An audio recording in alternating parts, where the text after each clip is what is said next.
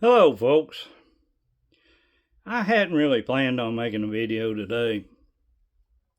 Feeling still a little bit under the weather. After I made my last video the night before last, I have acid reflux, and I had a really bad attack later that night after I went to bed. And I was down pretty much all day yesterday over it. And as you can tell, my voice is still not up to par. But I need to make this because I was scrolling. I wasn't even on Facebook or X. I was on YouTube. I'm scrolling down through the shorts. And back in the video I did several days ago about Molech, I mentioned this case. It's a woman named Lindsay Clancy, who allegedly, back in January of 2023, so it's taken it over 3 years just to get to this point in court here. Allegedly, she sent her husband out to the convenience store somewhere to get him out of the house, and she strangled her 3 young kids. The oldest kid, Cora, was 5. And we had Dawson, who was 3 years old, and Callan, who was only 8 months old. They're all babies in my book. And you may say, Scott, 5-year-old's not a baby. Well, to me, it's a baby. Okay? To me, it's still a baby. And I came across this, all the lawyers and the legal experts are just falling over top of each other to give their opinions on this case. And I came across a certain short here. And the name of the channel is Sirens and Summations. The feller's name is R. Bianchi Esquire. Channel's got almost 14,000 subscribers. And the video opens up with him taking quite a while to go through all his credentials and everything, which I guess were quite impressive. You know, he's been doing this for a long time. He's been both a prosecutor and now he's a defense attorney. So anyway, he goes through all that. And then he proceeds to start talking about this trial. And in his opinion, he flat out says it never should have gone to trial in the first place. The woman was clearly out of her mind, you know, and she shouldn't be being tried for murder because she was, I guess, temporarily insane or whatever. And on the video I did about Molech, I was mentioning, you know, some of the symptoms that they were reporting that she had. A couple of them being, I remember, hallucinations and hearing voices. And I said at the time, well, hearing voices in your head, what does that make you think of, you know? So I clicked on this video, you know, like I said, and he gives all his credentials and everything.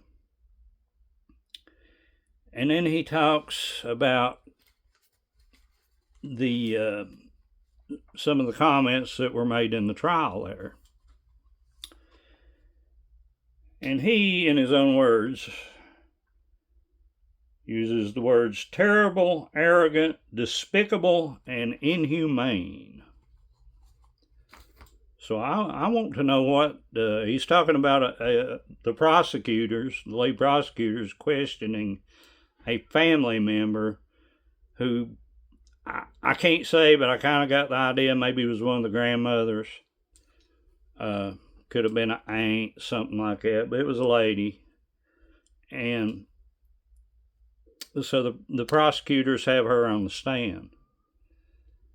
And so I'm wondering, wow, what kind of despicable, terrible, arrogant, and inhumane question could they have asked her?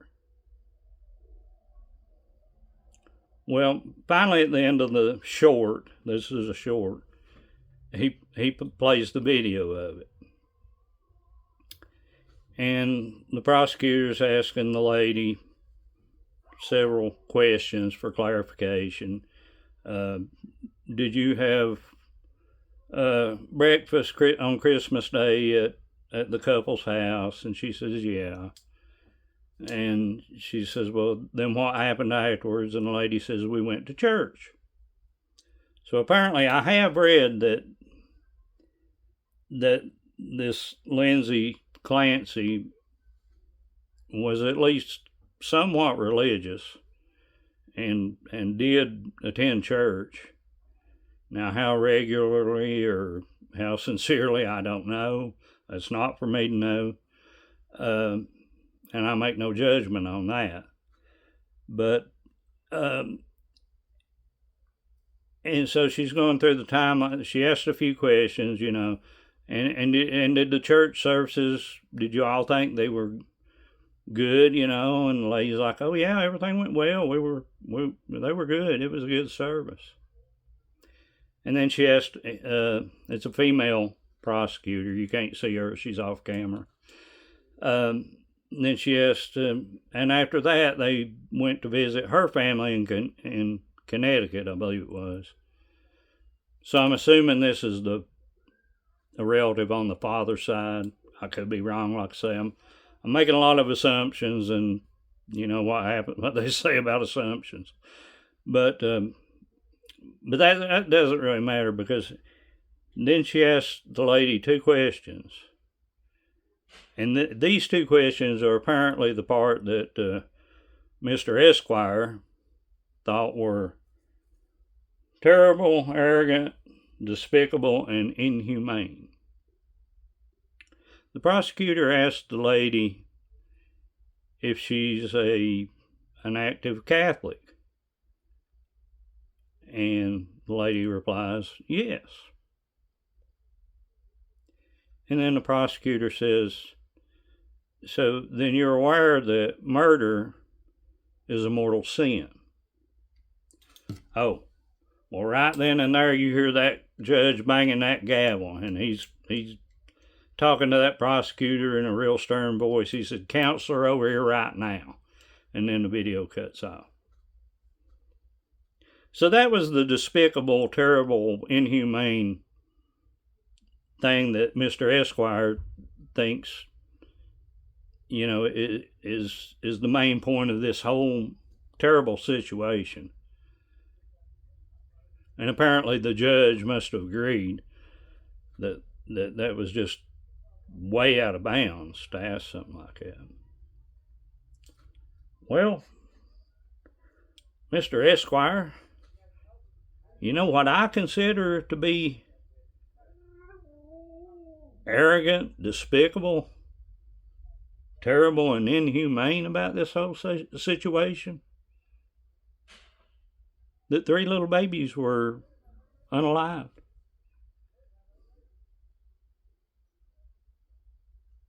I think that's a little bit more terrible and inhumane and despicable than the fact that the prosecutor asked this lady on the stand if she was a practicing Catholic, and then so was she aware that murder is a mortal sin.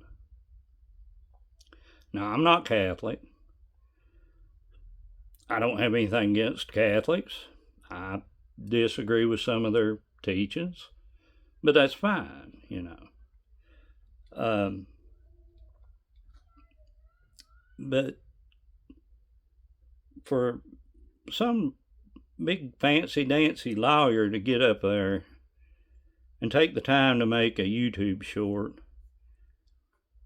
and point out that reference in religion or God or murder being a sin, that's the despicable, inhumane thing to point out in this whole situation.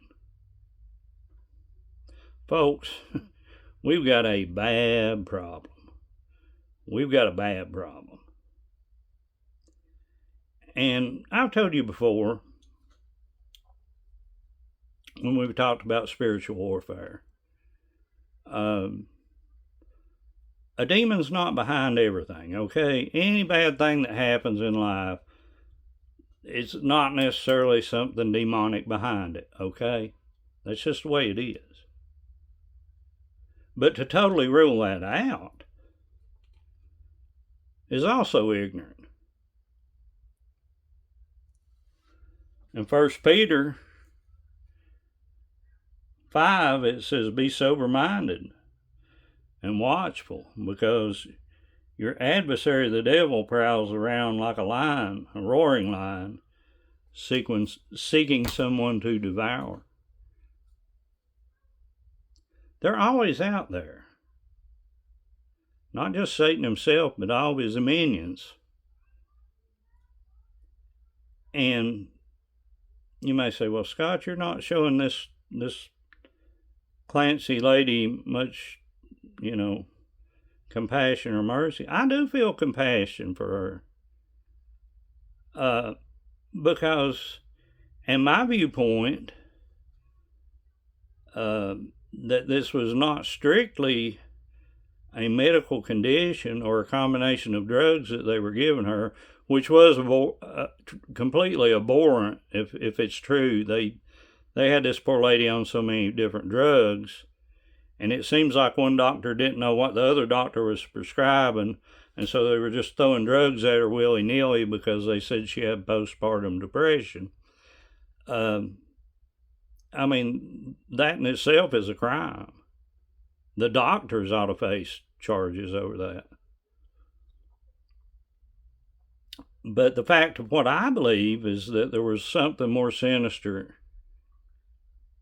behind all this, because I simply cannot fathom a mother killing her own 3 little children, the oldest of whom was 5 years old. I've seen some crazy folks in my time. I don't think I've ever seen one that crazy. I mean, just naturally, totally mentally messed up. So in my opinion, was there something else involved? I think definitely there was. And in this secular world that we have today, especially when it comes to the legal system and the judicial system, to me, it's the biggest crime is totally disregarding the fact that what might have been behind this.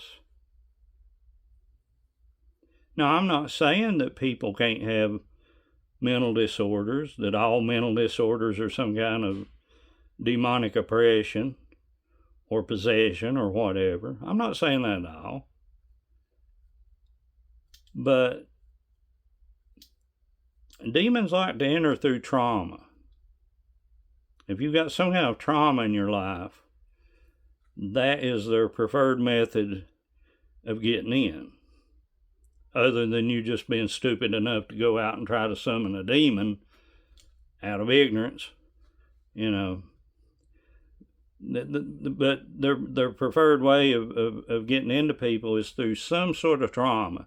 Now, it doesn't have to be a real major trauma, but it has to be some kind of trauma. And let's consider the fact, let's just say, for the sake of argument, and I'm not saying it is or isn't, but let's just say that postpartum depression is an actual condition. Well, that's trauma.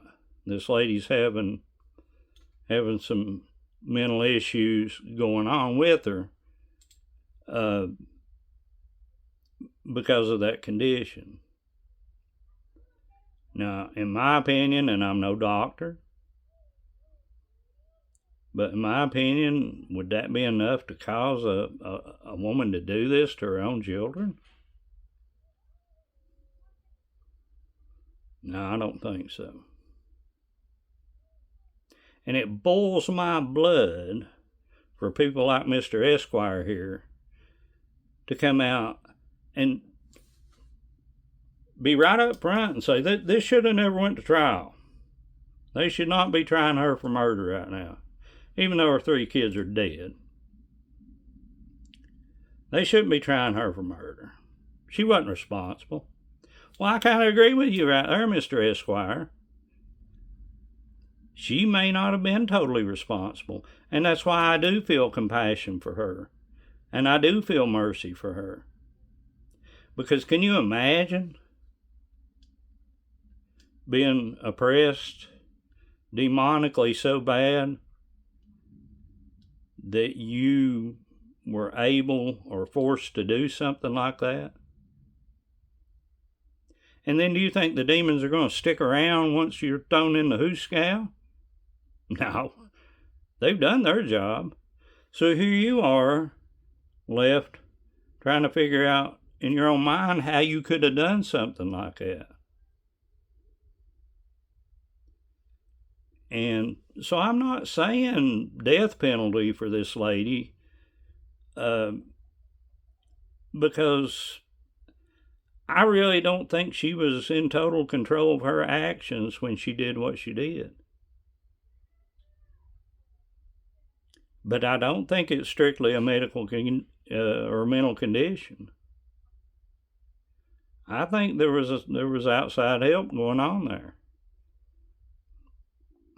And you know, if you watched me long enough, that anything to do with a child, with an innocent child being hurt, that's my number one no-no. I do not like that. That hurts me down to my soul. I don't like it. But for people to overlook that these 3 kids are no longer here with us, and what was done to them, and in the manner that it was done to them, strangulation, and not having enough knowledge or faith to maybe sit back and look and say, you know, there could have been something else behind this. Which kind of they are, but they're just looking at all the combination of drugs. They're looking at her mental history. They're looking at this and that. But I actually have more sympathy for the lady who committed this than I do Mr. Esquire, who just wants to get on YouTube and give his secular opinion about the greatest atrocity that's happened out of this whole incident here is the lady prosecutor bringing up religion into her questioning. That's immoral, he said. That's disgusting.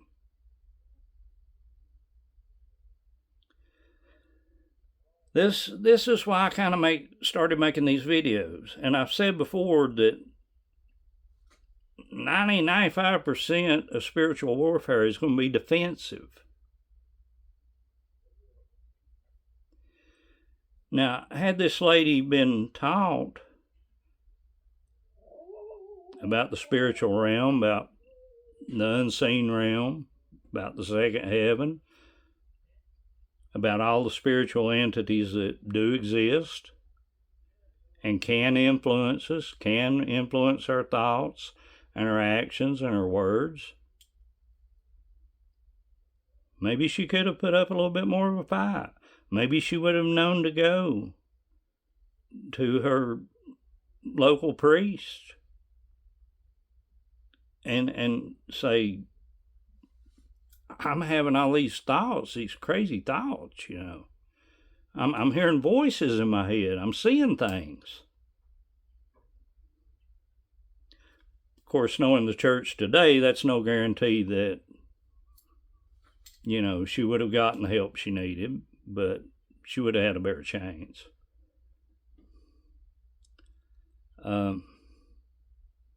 Folks, just be aware. That's all I'm asking. That's what I try to put forth in these videos. It's right there in the Bible. Read it. I don't know how to make it any plainer. If you can sit and look me in the eye and tell me you believe that the Bible is the divine word of God, and then sit in the next breath and tell me you don't believe in demons or evil spirits or fallen angels, then I'm just going to dismiss you.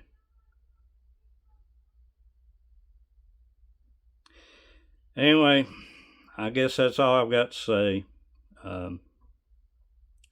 It's a bad situation. It's a terrible tragedy for everybody involved, and we should be praying for everybody involved, including the lady who's accused of doing this.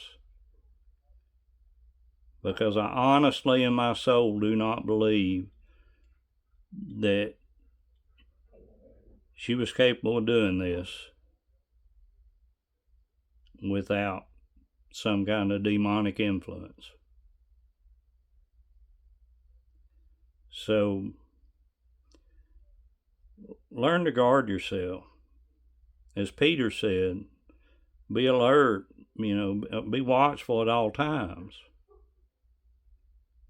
Because you need to recognize this stuff when it's trying to invade your space. And you need to know what to do to get them to quit. And a lot of times that's really easy. A lot of times you can just invoke the name of Jesus Christ. And, cast them away. As I've said before, we're not casting them away. Jesus has cast them away. But Jesus said, ask and you'll receive. Talk to me. Tell me what's going on. And I'll do something about it.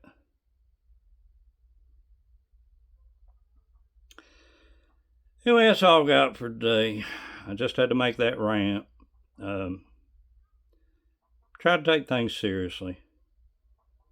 I guess a lot of people view me as just some religious wingnut, crackpot, that in his older years his mind's starting to go, he's starting to get a little soft in the head. But no, I've experienced these things. I've felt their presence. Metaphorically speaking, I've actually looked them in the eye. I've had times in my life where I know that I committed certain acts, nothing horrible or nothing like that, but I have committed certain acts or said certain things to people that were totally out of character for me. Totally out of character for me. Something that I wouldn't dream of doing or saying to someone in a million years, yet I did. And then later was left wondering, my Lord, why did I say that? Why did I do that? There's a reason. Anyway, y'all have a blessed day. Love y'all. And we'll talk at you later.